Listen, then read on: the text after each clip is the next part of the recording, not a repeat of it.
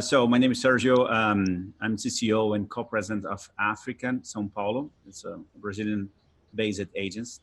Hello, my name is Rafael Van Stad. I am the institutional relations guy at Africa Agency and on the sustainability area as well. And the creative.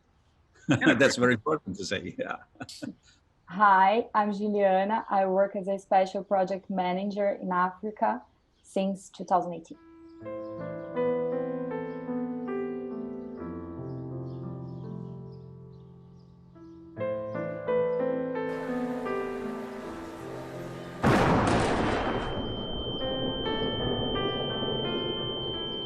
ISIS claims to have destroyed priceless pieces of history. A video posted yesterday shows people taking power tools and sledgehammers to irreplaceable statues.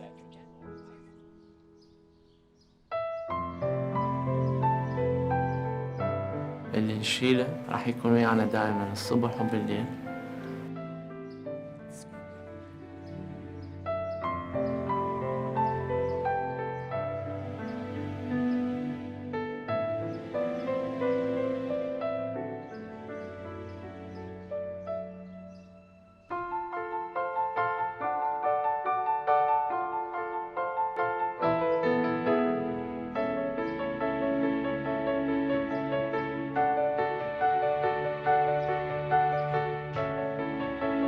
The challenge was to recreate heritage sites destroyed by wars and conflicts. It's an interdisciplinary project where we integrate math, history, geography, language, and also arts. Minecraft is a program that I'm so proud.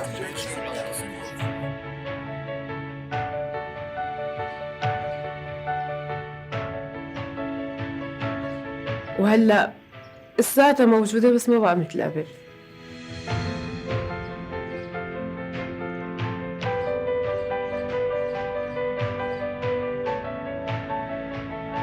Minecraft is going to be able to help people figure out a collaborative digital future that they would have never imagined otherwise.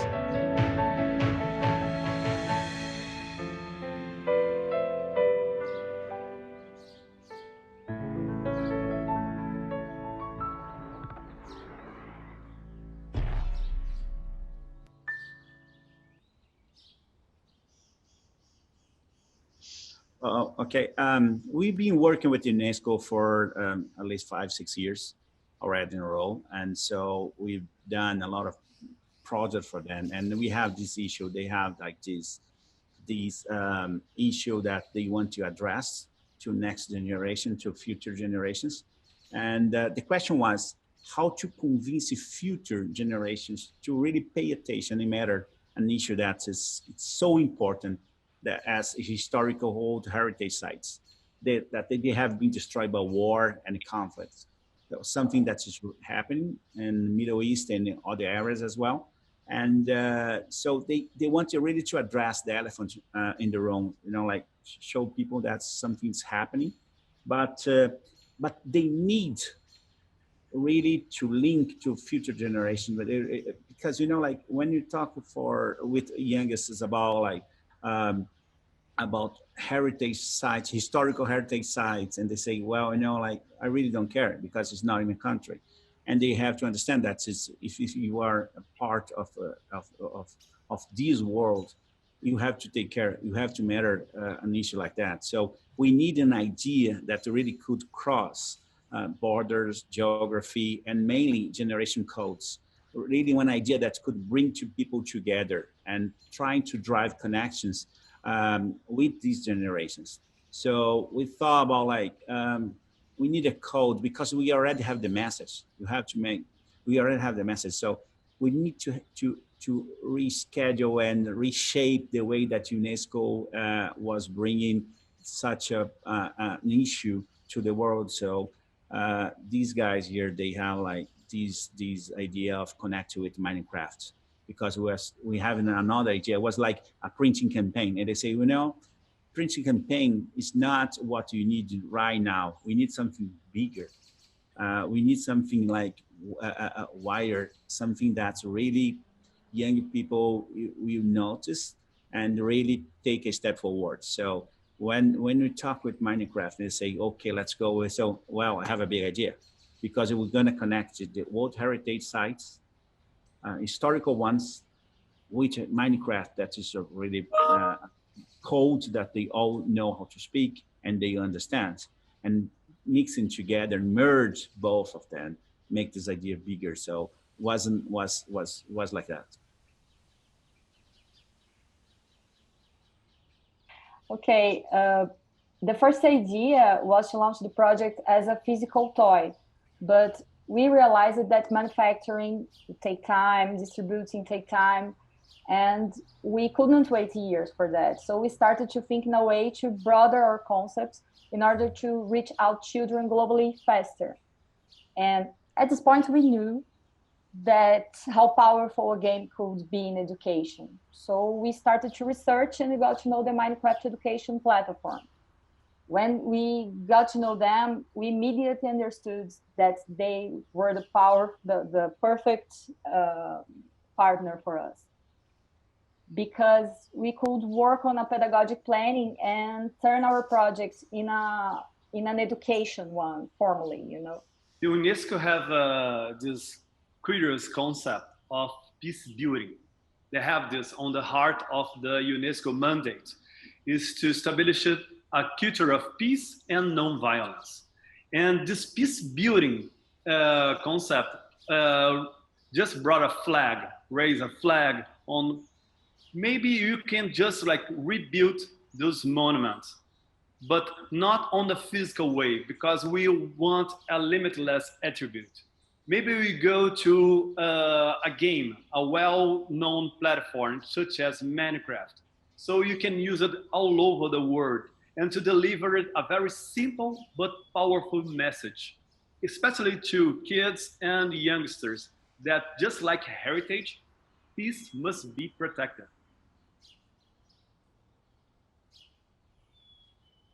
Wow. I think the first one, the first big one was like, which monuments, which temples,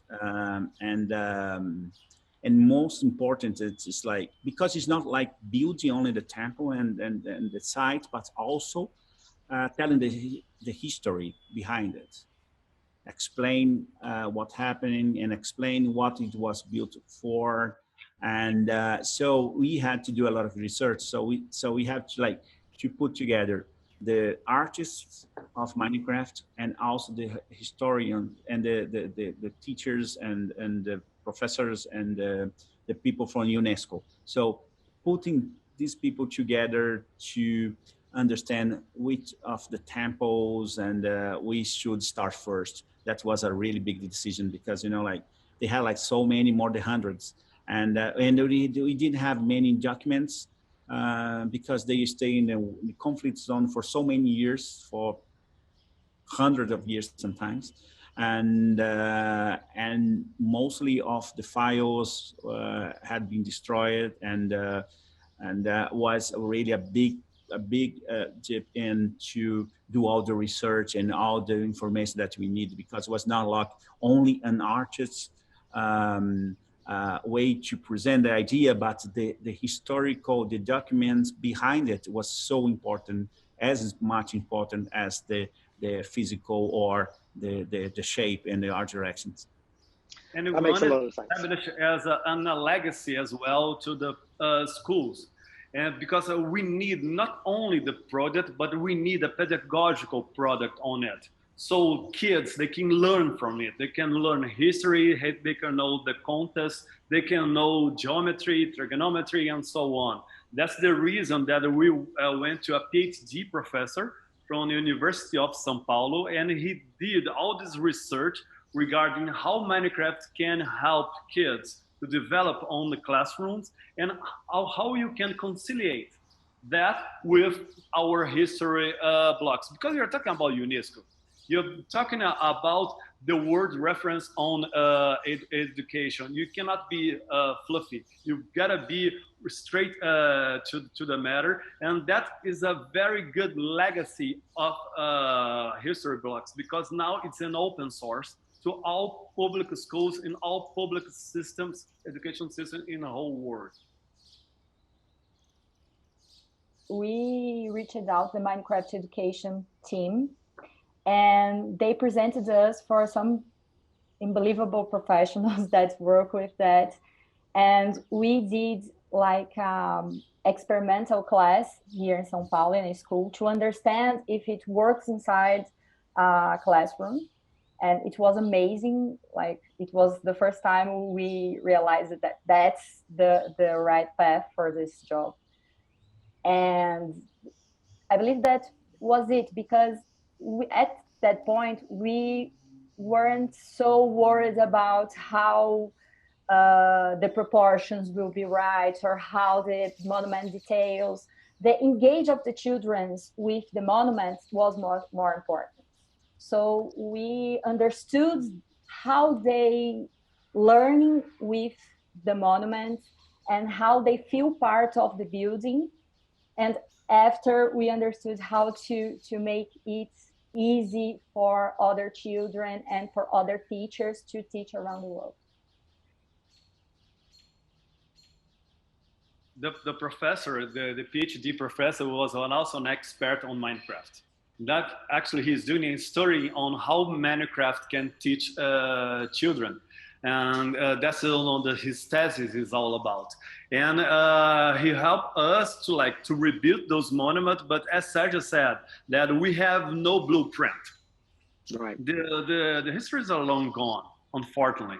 And we have a team of UNESCO researchers, experts on heritage, to help us and to just imagine some of those monuments. And a funny thing was here in Brazil, you have this big network that especially is on news, and they have a piece on Minecraft. And all the hosts, they have 5 hosts at the same time talking about Minecraft, and they're saying, oh, I would like to build this monument and that monument. They're so appealing, it's so organic. It's it's run so smoothly from people that we just set up a group of monument, but after that, what takes its own way, spontaneously. Yeah, we began with 6 monuments only, and now we have hundreds of monuments. It's another number. We doesn't have the idea of the right number of monuments, because it is so big right now. We don't have the control anymore. And now we have cases just Israeli students with Palestinian students working together, rebuilding a Syrian monument. Yeah, that's amazing. On the digital world, that's amazing. Yeah. That's the heart of the UNESCO mandate. That's culture of peace, and that's what History Box delivers. But Alex, I can tell that we were very, very, very lucky, because it's so difficult sometimes. You have all these assets and get all linked. You have the right artists, that the professor that was playing or doing a thesis about Minecraft, and have all the people together at the same time, at the same point. So I think we have this part of being very lucky to have all these assets, and that's, I think, sometimes when you have the creativity, you have the idea, but sometimes you don't have the magic, and this time you have the magic to make it happen.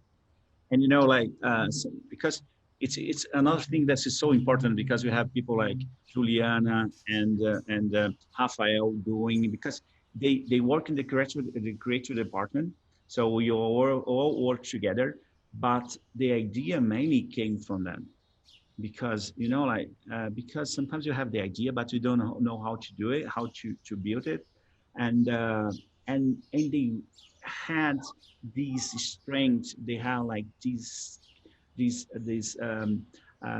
will to make it happen, because Rafael is working with UNESCO and UN for so many years. Before joining Africa, he was working for them, and he's so in love with the work that UNESCO does in Brazil and South America and the other parts. And he was leading because he really believes. And Juliana was the person that was well, let's have big ambition. let's go global. Let's not doing just physical one that's going to be like only for a few people. Let's do digital. Let's do with Minecraft. Let's have the right codes and make it really happen global. And it's what's happening now. Well, I think the biggest one was like we have the passion, that's so important. We have the ambition. We have to have the focus to make it happen. But I think the biggest part or the most difficult one was like to have the contracts between UNESCO and Minecraft, because like so many people. I totally agree. Yeah, it was like took months because we have all the professors, all the specialists, we have the artists from Minecraft, we have everyone involved, like everyone really want to make it happen. But big companies, global companies, and UNESCO is very, very strict to partnership. And we know that collaboration is the new way of how to do it, but we're talking about like a year ago, and took like really few months to arrange and to make everyone being, all the companies being really, how can I say that? It's very being okay about the contract and about the issues, because we didn't know what could happen, because we're talking about destroyed monuments and that they don't exist anymore. So we have an issue with some governments that they not allowed, but happen in their countries.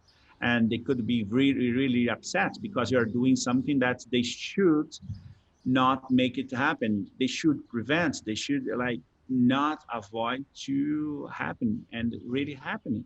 So there was so many issues about political issues and some questions about like even like the money that is raising and making, and is like how gonna we distribute, how gonna we spread it. And so it took a lot of lawyers and a lot of months.